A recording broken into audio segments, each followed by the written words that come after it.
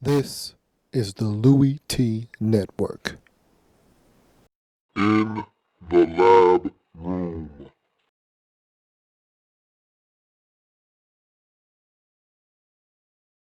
Welcome, you are in the lab room. I'm your host, Lou.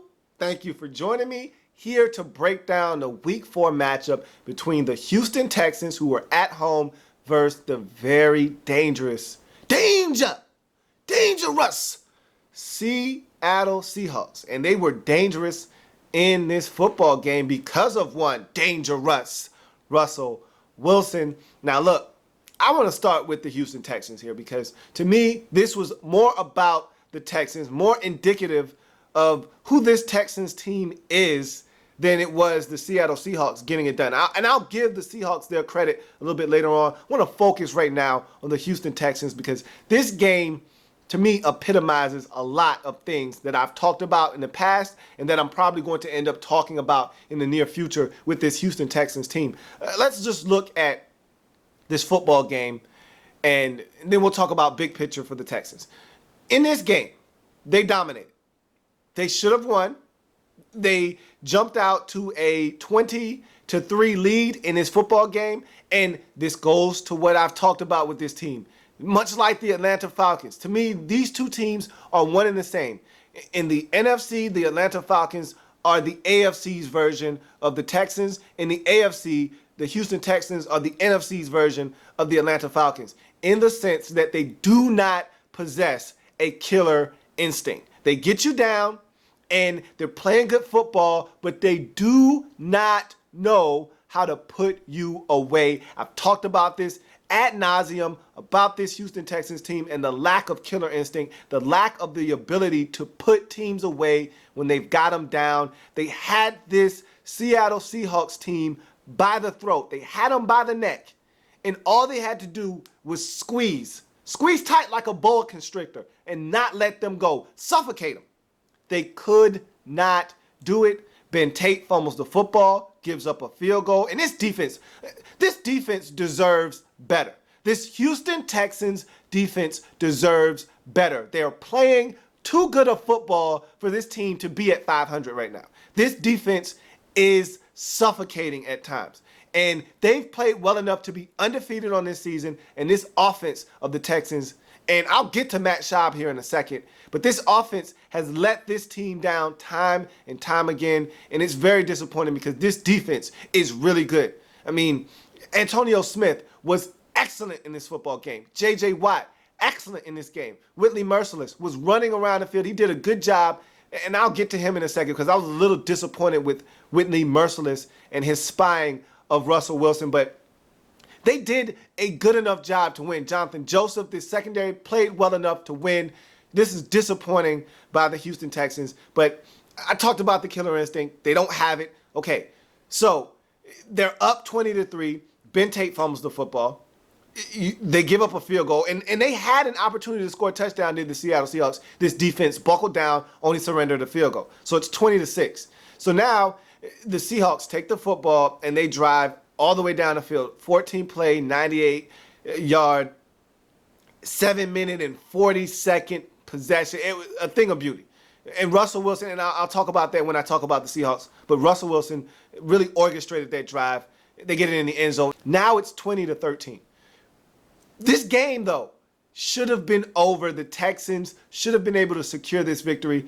All they have to do, and they ran some clock, they picked up a couple first downs, and they couldn't pick up that last first down to probably ice this one away. Get rid of the football. Get rid of the football. Do not make the boneheaded mistake. And Matt Schaub makes the boneheaded mistake. It's picked off. And Richard Sherman takes it to the house, ties this football game at 20. A game you dominated thoroughly for 3.5 quarters has now slipped away, and this game is off to overtime. Now, I just want to stop here and focus in on Matt Schaub. At the beginning of this season, in the offseason, I was a staunch supporter of Matt Schaub. I was defending him tooth and nail. Texans fans were coming at me all offseason talking about how they needed to get a new quarterback, how Schaub was done in Houston. He can't win the big game. He can't take us where we want to go. And I said, look, If you don't have a better option, which you don't, in Houston, you can't find one on the street. You can't go out and draft one. This is a ready-made team now to win. They're looking to win now. They're not looking to win in 3 years. Andre Johnson isn't getting any younger. Arian Foster isn't getting any younger. This team, the nucleus, the core of this team is ready to win now.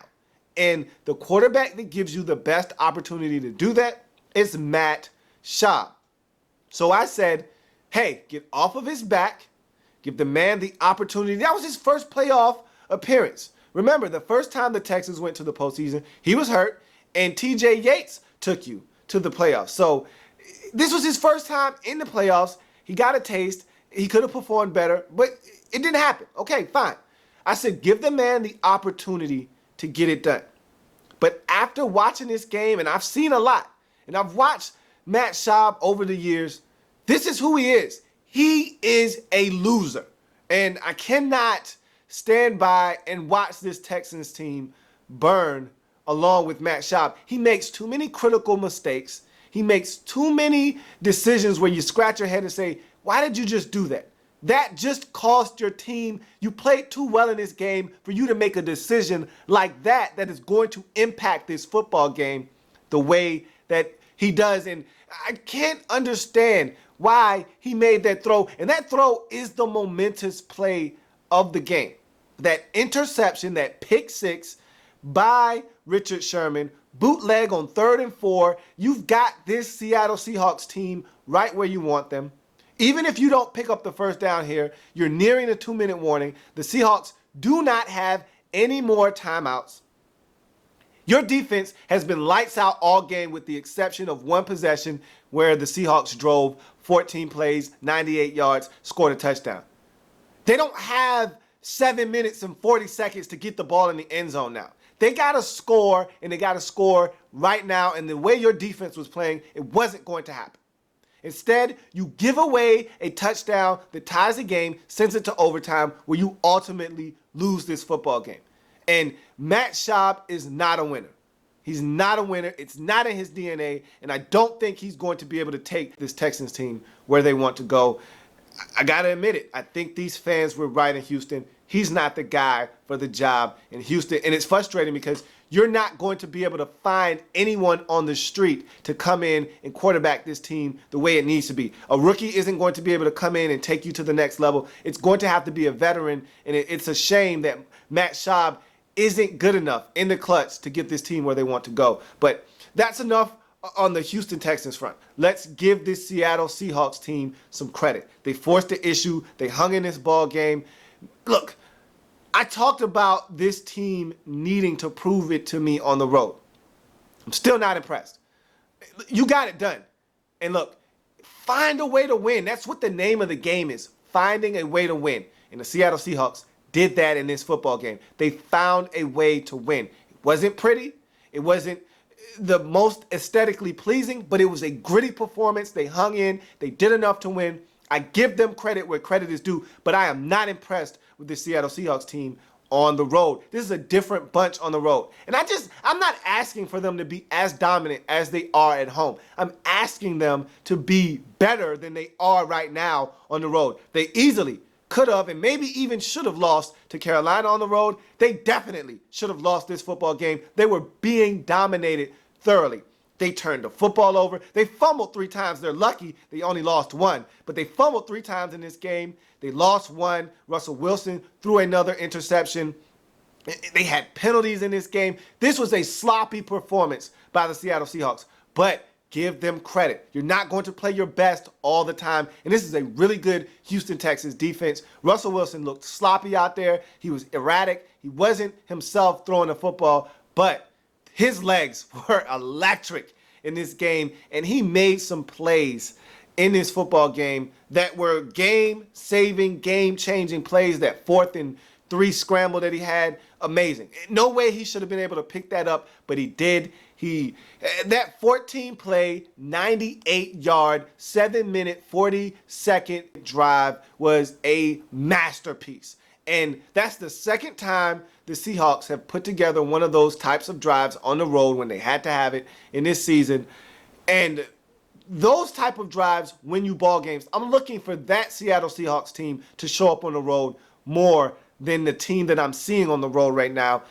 A lot of erratic play, but that drive to me was a statement drive. You had to have it. You got it. It kept you in this ball game, and it ultimately helped you win this football game. Russell Wilson with his legs did the job. His arm wasn't as good as you would like him to be, but his legs were the difference in this football game as they get it done in overtime, 23-20, do the Seattle Seahawks to take their record to 4-0 on the season. Huge win by the Seahawks. This team is unflappable, and a lot of credit must be given to this coaching staff, Pete Carroll. They stay the course. He challenged the play when it needed to be challenged.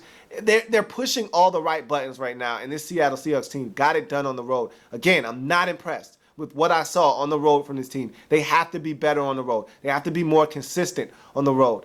But they're still finding ways to win. You'll make the corrections while you're winning. You'll take it every day of the week. And they got it done again.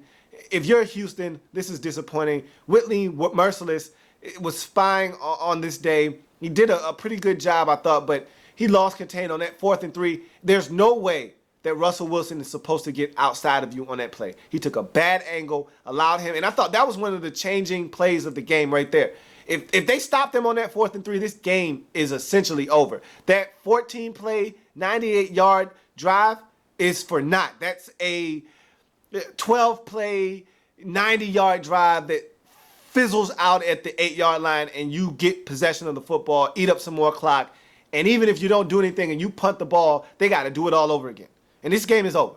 But instead, he takes a bad angle, lets him outside of him, he loses contain, and Russell Wilson picks up that first down. Next play, Marshawn Lynch in the end zone. And so this Texans team just has to be better. But I'm putting the blame in this football game on the shoulders of Matt Schaub, where it needs to be. Disappointed in him. Texans don't get it done at home in a game that they thoroughly dominated. They lose 20-23. They're now 2-2 on the season. Big win for the Seahawks once again. I can't state that enough. Way to find a way to win. They're 4-0 on the season. Huge win for the Seahawks. Devastating loss for the Houston Texans. As I just don't know what to say if you're the Texans. You got to feel bad because where do you go from here? I know this is a tough Seattle Seahawks team, and I know that it's not the end of the world. It's a lot of football left to be played, but this is a reoccurring theme with this football team, and I don't see how you fix this problem, honestly, because Matt Schaub is who he is. He's a guy that doesn't get it done in the clutch. So, thank you for joining me here in the Lab Room. If it happens in the National Football League, whether big or small, we cover it all here in the Lab Room. Thank you for joining me. See you next time.